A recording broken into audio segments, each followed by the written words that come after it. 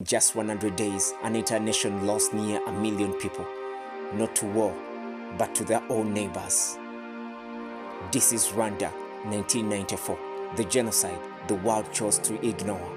April 6, 1994, a single gunshot in the dark sky of Rwanda sparked one of the most horrifying massacres in modern history. For 100 days, neighbors turned against neighbors, friends became killers, and the world watched in silence.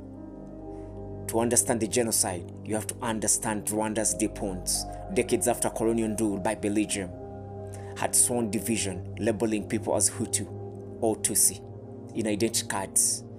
What started as a political classification became a dangerous seed of hate. By the early 1990s, Rwanda was fragile.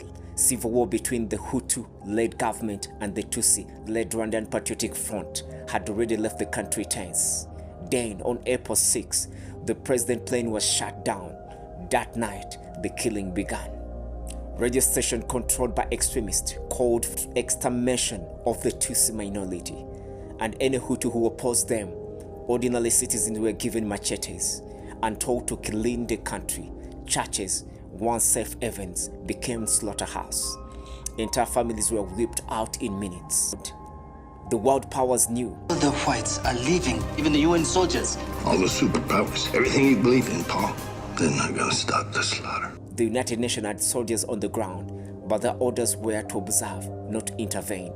We're here as peacekeepers, not as peacemakers. Foreign government evacuated their citizens, leaving Rwandans to face death alone.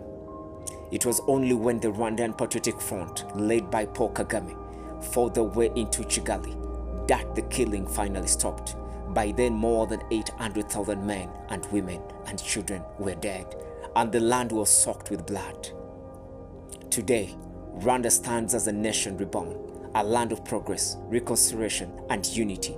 But for the survivors, the memories remain fresh. The genocide is a reminder of what happens when hate allowed to grow and the world chooses silence.